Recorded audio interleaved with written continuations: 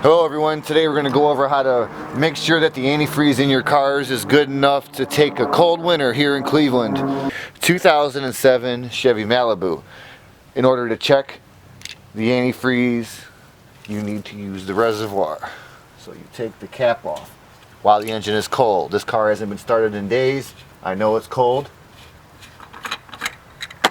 We're going to go over a couple vehicles here to make sure that we understand. You draw the reservoir of the tester by putting it into there, and then you fill it up and you check the cold side. There's a little arrow.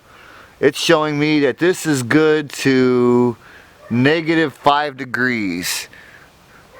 The stuff that's in my reservoir can go to -5, which means we're pretty good. I have really nothing to worry about with this car. First car done. Filled it, checked it, the level is high enough, and it was in the cold enough range when it was filled. So we're going to go on to the next car. Okay, next vehicle we are going to check, same system. This tester will work with any type of antifreeze. It all works on the same principle. The next vehicle we're checking is a 2002 BMW 525i. Verify the engine's cool, it's been sitting for a while, nice and cool to the touch, no problems. Take that cap off. BMWs are very handy. That tells me right there there's enough coolant in here because it has a little floater. But anyway, so then you shove your little reservoir tube down in there, fill her up with the magic, and we'll see what she does. And on this tester, you can see that it is good to below zero as well. Both cars so far, different systems, same temperature range. So this one's good to go as well. No reason to waste it. We're going to do another vehicle, and we're going to do a dirt bike also. Okay, next we are going to check the level and integrity of the coolants on a 2008 Ford Expedition, which has the 5.4 liter Triton. In order to check this on this vehicle, you need to check the reservoir, which is located here, right behind the air filter box. Already I can tell that this one's a bit low. It should be full to about here.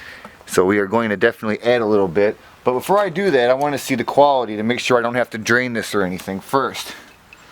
So as usual, you want to make sure there's no kink in that line. I prefer applying the vacuum by squeezing this before I shove it down into these reservoirs. It seems to work better that way. And we're filling up. Let's see our, come on. I got a little bit of a collapsed line. Yeah, you gotta, I almost recommend changing this line. This thing is collapsing. I can see that I'm gonna end up replacing that line with a piece of good rubber line, some old school stuff. And this one, wow, this one's by far the best. This one's good to -35 degrees. So this one has the best integrity out of all of them when it comes to quality of coolant. But it still needs topped off. And what I always do with any coolant is get the 100% concentrated, because 50-50 really is telling you you don't have to dilute it. So you're paying for half water. You buy the pure, you add water. Simple math. Especially if you're starting from an empty system. You're going to want to put a gallon of coolant in, gallon of water in, gallon of coolant, gallon of water. Okay, the last one we're going to check is my dirt bike.